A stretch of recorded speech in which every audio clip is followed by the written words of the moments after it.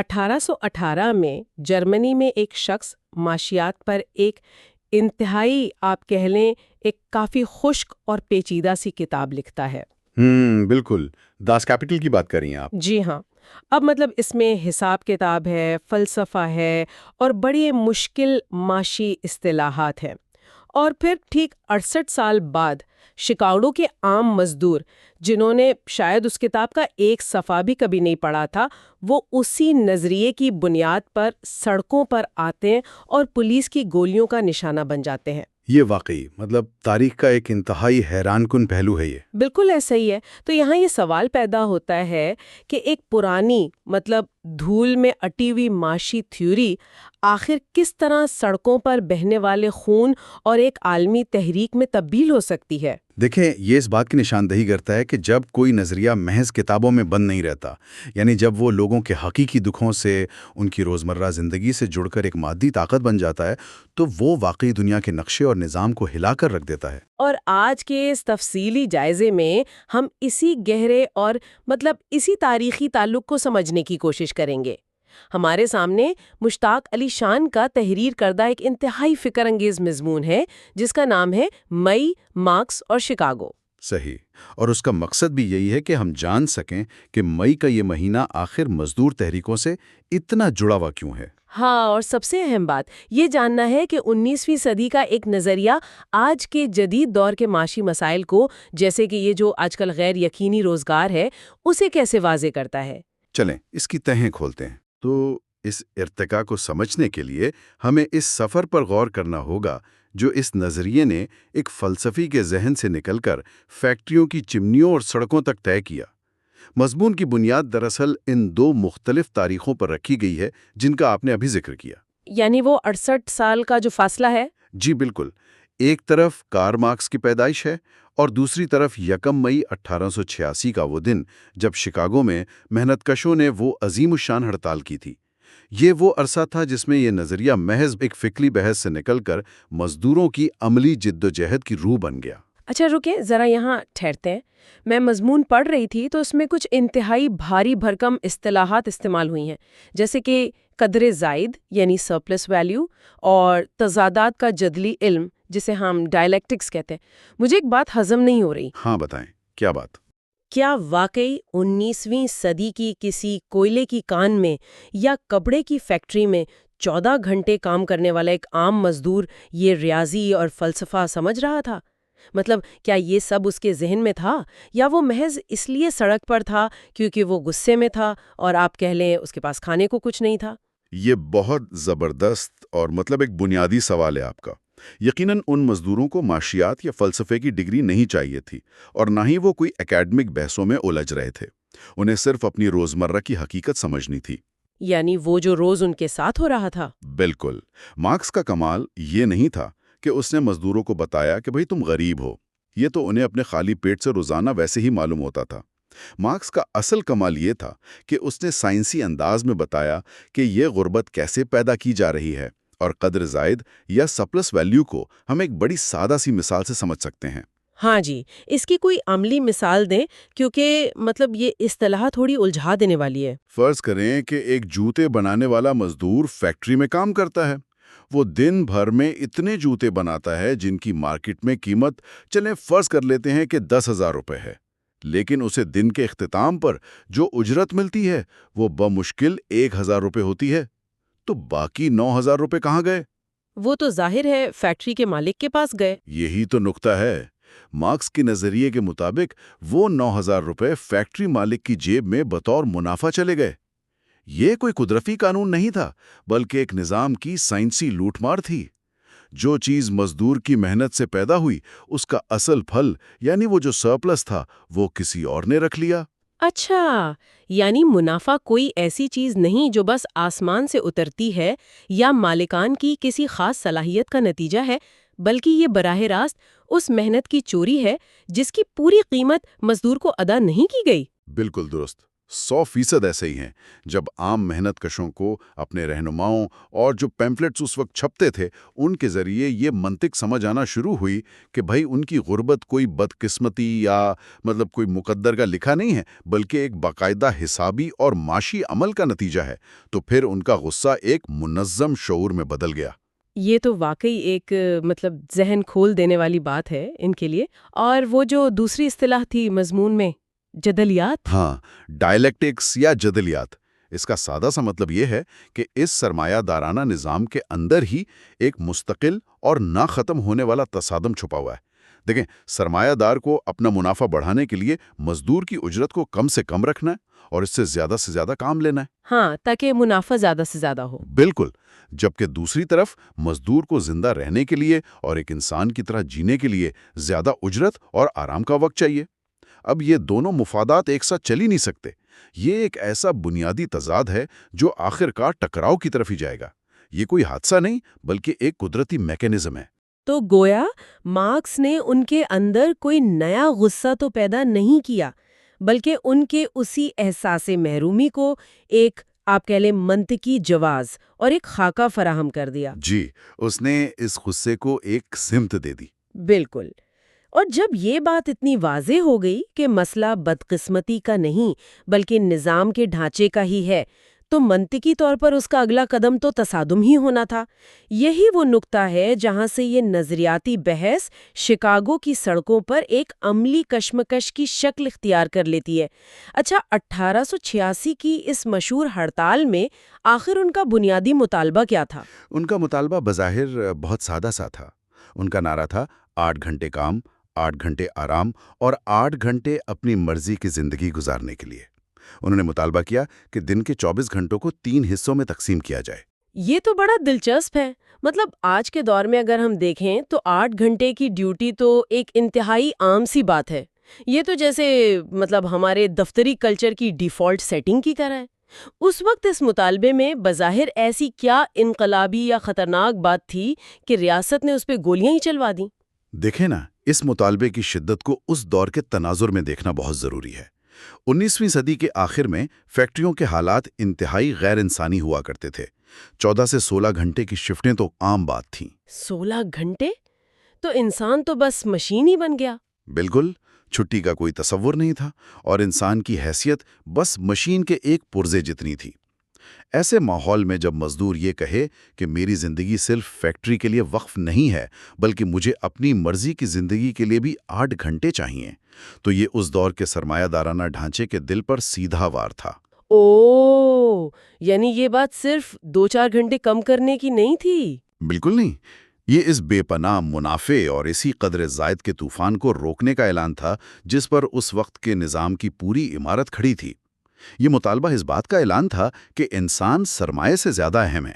اور ظاہر ہے جب منافع کے اس لامحدود سلسلے پر ضرب لگائی گئی تو اس کا جواب ریاست اور مالکان کی طرف سے بہت سختی آنا تھا۔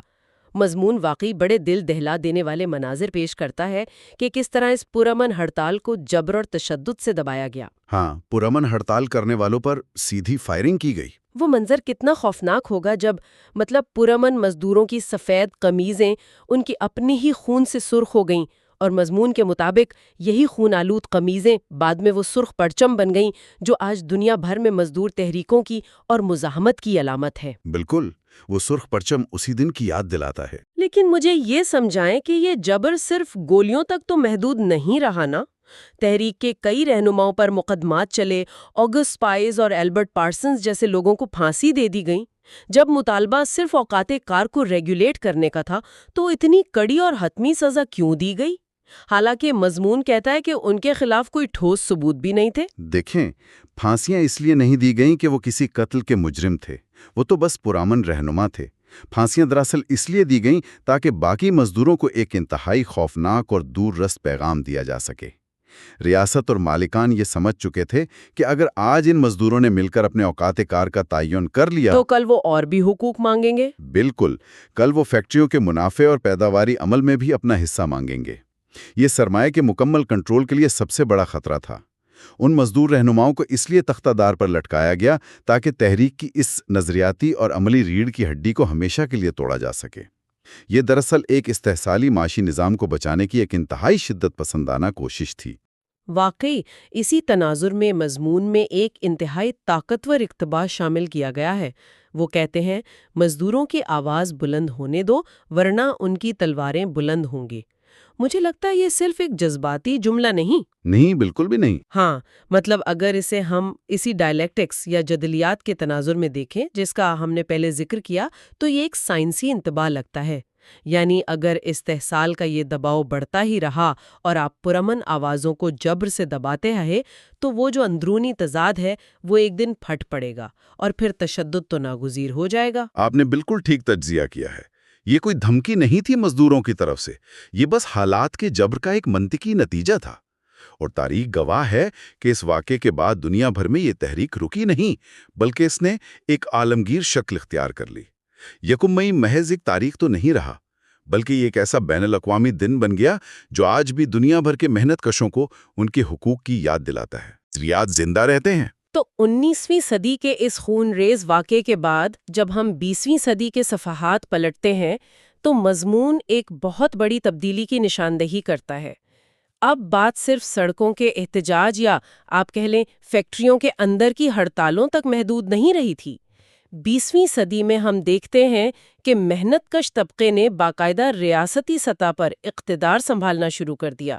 یہ تو ایک بہت بڑی جست تھی۔ جی ہاں، 20ویں صدی دنیا کے مختلف خطوں میں اسی مارکسی نظریے کے زیر اثر ہونے والے بڑے سماجی تجربات کی صدی تھی۔ جہاں محنت کشوں نے ریاست کا کنٹرول حاصل کیا، وہاں ایک بالکل نیا ماڈل سامنے آیا۔ یعنی وہ پرانا سرمایہ دارانہ ماڈل ٹوٹ گیا۔ بالکل۔ پیداوار کی جو ذرائع چند سرمایہ داروں کی ملکیت ہوا کرتے تھے، انہیں اجتماعی ملکیت میں لے لیا گیا۔ تاریخ میں پہلی مرتبہ کسی ریاستی ڈھانچے میں تعلیم، صحت، رہائش اور روزگار کو بنیادی انسانی حقوق تسلیم کیا گیا، نہ کہ منافع کمانے کا کاروبار۔ یہ ایک ایسی پیش رفت تھی جس نے اس وقت کے پورے دنیا کے معاشی نظام کو اندر تک ہلا دیا۔ لیکن دوسری طرف وہ پرانا سرمایہ دارانہ نظام بھی تو ہاتھ پر ہاتھ دھرے نہیں بیٹھا تھا نا؟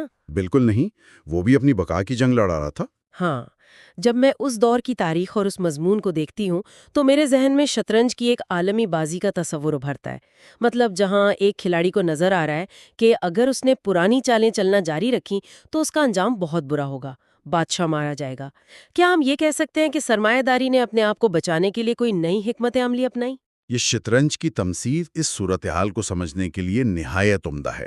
دیکھیں، سرمایہ دارانہ نظام کی سب سے بڑی طاقت اس کا جمود نہیں ہے، بلکہ اس کی خود کو نئے حالات کے مطابق ڈھالنے کی، اڈیپٹ کرنے کی غیر معمولی صلاحیت ہے۔ یعنی وہ وقت کے ساتھ بدلتا ہے؟ بالکل۔ جب اس نے دیکھا کہ انقلابی تحریکیں مضبوط ہو رہی ہیں اور مزدوروں کی ریاستیں ان محنت کشوں کو ایک بہتر متبادل پیش کر رہی ہیں، تو سرمایہ داری کو احساس ہوا کہ اب 14 گھنٹے کی شفٹ اور صفر حقوق والی پالیسی پر اگر ضد کی گئی تو پورا نظام ہی الٹ جائے گا۔ تو اس نے شطرنج کے کھیل میں اپنے دفاع کے لیے کیا کیا؟ اس نے اپنے پیادے قربان کرنے کا فیصلہ کیا۔ اچھا، اس تناظر میں پیادے قربان کرنے سے آپ کی کیا مراد ہے؟ کیا انہوں نے اپنا منافع کم کیا؟ جی، انہوں نے مغربی دنیا میں فلاحی ریاست، جسے ہم ویلفیئر اسٹیٹ کہتے ہیں، اس کا تصور اپنا لیا۔ ٹریڈ یونینز کو باقاعدہ قانونی حیثیت دے دی گئیں اور وہی 8 گھنٹے کی ڈیوٹی جس پر شکاگو میں گولیاں چلی تھیں، اسے آخرکار تسلیم کر لیا گیا۔ ارے واہ! یعنی جو مطالبہ پہلے موت کی سزا تھا وہ قانون بن گیا؟ بالکل ایسا ہی ہے۔ مزدوروں کو پینشن، چھٹیاں اور ہیلتھ انشورنس جیسی مراعات دی گئیں۔ یہ بظاہر محنت کشوں کی ایک بہت بڑی جیت تھی، لیکن اگر ہم گہرائی میں جا کر دیکھیں تو یہ سرمایہ داری کی وہ شاطرانہ چال تھی جس نے کچھ عارضی منافع قربان کر کے اپنے بنیادی وجود یعنی سرمایہ کی نجی ملکیت کو محفوظ کر لیا۔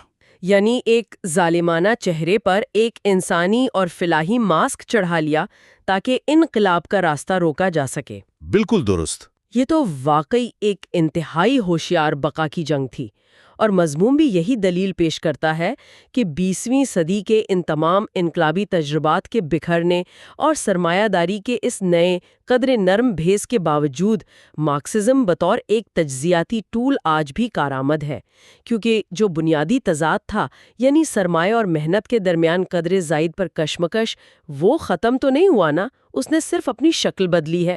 100% ایسا ہی ہے۔ جب سوویت یونین جیسی طاقتیں کمزور پڑیں اور وہ سوشلسٹ تجربات بکھرنے لگے تو ہم نے دیکھا کہ سرمایہ داری نے فوراً اپنے وہ فلاحی ماسک بھی اتارنا شروع کر دیے۔ 90 کی دہائی کے بعد سے وہ تمام مراعات جو مزدوروں کو دی گئی تھیں وہ رفتہ رفتہ واپس لی جانے لگیں، اور یوں نجگاری اور معاشی عدم مساوات کا ایک نیا دور شروع ہو گیا۔ اور یہی وہ نقطہ ہے جہاں ہم سیدھا آج کے دور میں داخل ہوتے ہیں۔ مطلب ہم تاریخ کی یہ طویل کتاب صرف ماضی کو رونے کے لیے تو نہیں پڑھتے، ہم اسے آج کی دنیا کو سمجھنے کے لیے پڑھتے ہیں۔ مضمون بتاتا ہے کہ آج کی عالمی معیشت میں اجرتی غلامی اور غیر یقینی روزگار تیزی سے بڑھ رہے ہیں۔ لیکن یہاں میرے ذہن میں ایک سوال ہے۔ جی فرمائیے۔ اگر ہم آج اپنے ارد گرد نظر دوڑائیں تو آج کا مزدور 19ویں صدی کے کسی کوئلے کی کان میں کام نہیں کر رہا جس کا چہرہ کالک سے بھرا ہو۔ آج کا نوجوان شاید کسی صاف ستھرے کیفے میں بیٹھ کر اپنے لیپ ٹاپ پر فری لانسنگ کر رہا ہے یا کسی ایپ کے ذریعے رائڈ چلا رہا ہے۔ ایک عام تاثر تو یہ ہے کہ یہ آزادی کا دور ہے جسے ہم گگ اکانومی یا غیر یقینی روزگار کہتے ہیں۔ تو کیا آج کے اس جدید دور میں بھی استحصال کا وہ پرانا نظام موجود ہے؟ دیکھیں، یہ شاید آج کی ہماری گفتگو کا سب سے نازک اور آپ کہہ لیں سب سے اہم پہلو ہے۔ ہم اکثر ظاہری اور دیدہ زیب شکلوں کے فریب میں آ جاتے ہیں۔ اب گگ اکانومی کا بنیادی وعدہ کیا ہے؟ وہ کہتے ہیں آپ اپنے باس خود ہیں، آپ جب چاہیں اور جہاں سے چاہیں کام کریں۔ بظاہر تو یہ آزادی لگتی ہے نا؟ ہاں، سننے میں تو بہت پرکشش لگتا ہے۔ لیکن اگر ہم اس پر مارکس کے اسی قدر زائد یعنی سرپلس ویلیو والے نظریے کا اطلاق کریں تو اس کی تلخ حقیقت ہمارے سامنے آ جاتی ہے۔ تو اس کی تلخ حقیقت کیا ہے پھر؟ کیا یہ واقعی آزادی ہے یا صرف استحصال کا مطلب ایک نیا طریقہ ہے؟ یہ دراصل استحصال کی ایک انتہائی جدید اور میں کہوں گا خطرناک شکل ہے۔ آپ ایک رائڈ شیئرنگ ایپ چلانے والے شخص کی مثال لے لیں۔ ایپ بنانے والی کمپنی نے کوئی گاڑی نہیں خریدی، نہ وہ پیٹرول کا خرچہ اٹھاتی ہے اور نہ ہی اس ڈرائیور کو ہیلتھ انشورنس یا چھٹیوں کی تنخواہ دیتی ہے۔ پیداوار کے تمام اخراجات اور خطرات اس نے مزدور پر ڈال دیے ہیں۔ اور منافع خود رکھ لیا۔ بالکل۔ اس کے بدلے میں جو آمدنی پیدا ہوتی ہے، الگورتھم اس کا ایک بہت بڑا حصہ یعنی وہی آپ کی سرپلس ویلیو کمپنی کے کھاتے میں منتقل کر دیتا ہے۔ یہ بنیادی طور پر اسی 19ویں صدی کے غیر یقینی پن کی واپسی ہے۔ فرق صرف اتنا ہے کہ اس بار مزدور کے ہاتھ میں ایک سمارٹ فون ہے۔ تو کیا ہم یہ کہہ رہے ہیں کہ وہ جو 19ویں صدی کا فیکٹری سپروائزر تھا جس کے ہاتھ میں ایک کوڑا ہوتا تھا، آج اس کی جگہ ایک ادرشیہ یا نظر نہ آنے والا الگورتھم نے لے لیا ہے جو آپ کی ہر حرکت کو ٹریک کرتا ہے، آپ کی ریٹنگ گراتا ہے اور سیکنڈوں میں آپ کو کام سے نکال سکتا ہے؟ یہ ایک انتہائی درست موازنہ ہے آپ کا۔ الگورتھم آج کا جدید سپروائزر ہے اور یہ بے رحم بھی ہے۔ آپ اس سے بحث بھی نہیں کر سکتے، اور اس سے بھی زیادہ جو تشویشناک بات ہے وہ یہ کہ اس نئے نظام نے محنت کشوں کو ایک دوسرے سے مکمل طور پر تنہا کر دیا ہے۔ ہاں، پرانی فیکٹریوں میں تو مزدور کم از کم ایک ساتھ ہوتے تھے نا؟ بالکل، وہ بات کر سکتے تھے، یونین بنا سکتے تھے۔ آج رائڈ چلانے والا یا لیپ ٹاپ پر تنہا فری لانسنگ کرنے والا انسان بالکل اکیلا ہے۔ وہ اپنی اسکرین کے سامنے تنہا استحصال کا شکار ہو رہا ہے۔ اسی لیے تو مضمون اس بات پر زور دیتا ہے کہ 1 مئی محض ایک روایتی تہوار یا ایک دن کی چھٹی کا نام نہیں ہے۔